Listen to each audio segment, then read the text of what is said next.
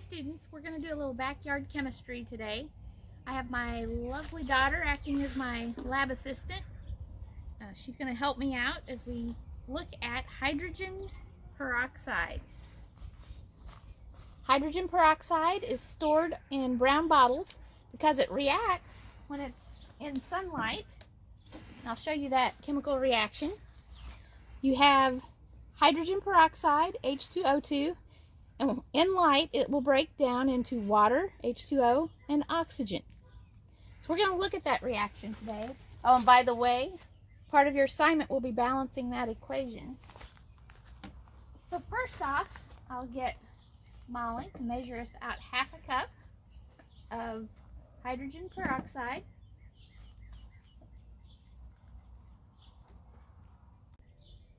All right, that should be good, I think. All right, so add a squirt of dish soap to that. Now the dish soap is merely to add a substance with greater surface tension, and that will capture the oxygen as it's released from the breakdown into water. A little bit more. A little bit more. Okay. Now, just gently stir it. We don't want to make it foam up. A little bit more than that. All right. Okay. And whenever we're doing science, it's always good to measure temperature and other things that might be a factor. So we're going to measure the temperature of our mixture. I'm just using a kitchen thermometer. I am measuring in Celsius. And it looks like it's about 17.7. I'm going to bring it up here so you can see. It's about 17.6, 17.7. So now Molly's going to write that down for us so we don't forget later what our temperature was. Lay that to the side, and I'm going to pour that into our bottle.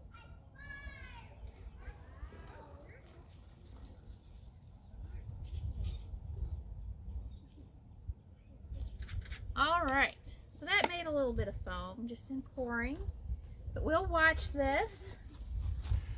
So we're in sunlight, outdoors, and there's a few bubbles, maybe mostly from pouring it into the bottle. We don't really see the hydrogen peroxide breaking down into oxygen and water. We don't see any bubbling in the soap from that oxygen being released. But let's try something else. I'm going to wipe off the thermometer a little bit here. And I just have some water. Started out warm from the tap. So let's see what its temperature is now. Hopefully it's about the same as our hydrogen peroxide. What's that temperature? It's about 16. It's 16.1. Okay, so go ahead and write that down for us. I'll show the students. About 16.1 degrees Celsius.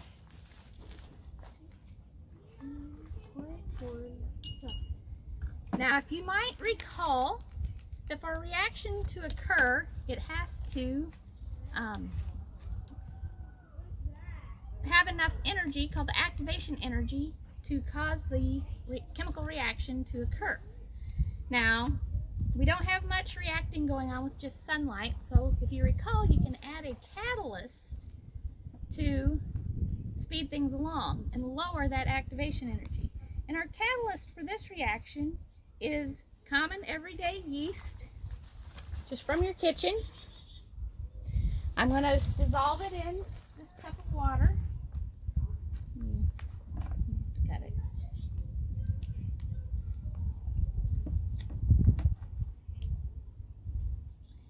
And we'll dissolve the yeast in the water. We've recorded the temperature of our water, so it should be about 16 degrees Celsius. Now the catalyst in yeast, no, add it to this water, is actually called catalase. And that's what is going to lower the activation energy for the hydrogen peroxide so that it will break down into water, and oxygen. It's fine. Go ahead and mix that up. Clean spoon. Just mix it good. Dissolve that yeast for a minute. Let me try it here.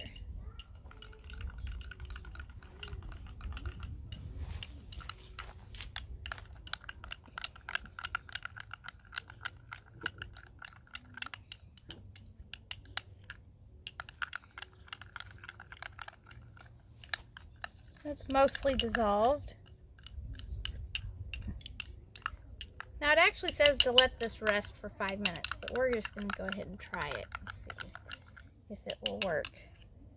Alright, so lay that to the side. Now hold this. You have to add it in fairly quickly without making a mess.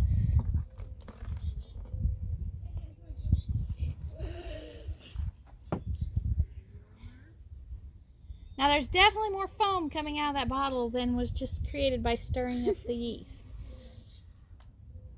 The catalase in the yeast broke down the hydrogen peroxide, creating water and oxygen. Now let's see if we can measure the temperature. Let's turn it back on again. We're just going to stick that down. We're going to see if we can measure the temperature of the foam. Temperature's still climbing. Still climbing.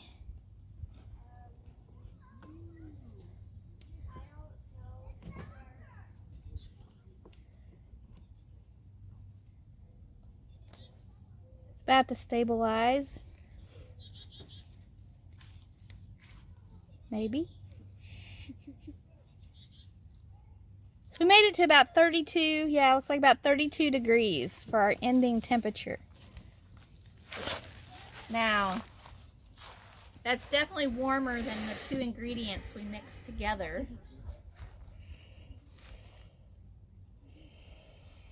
And I'm outdoors on a day when it's under 60 degrees, so it's not like it warmed up a whole bunch from sun. So that production of heat tells you what type of reaction it is. If it's an endothermic reaction that requires energy to be added, or if it's exothermic, which releases energy. So that's going to be one of your follow-up questions for this experiment. You can answer that later. I'm not going to tell you the answer. But that concludes this episode of Backyard Science.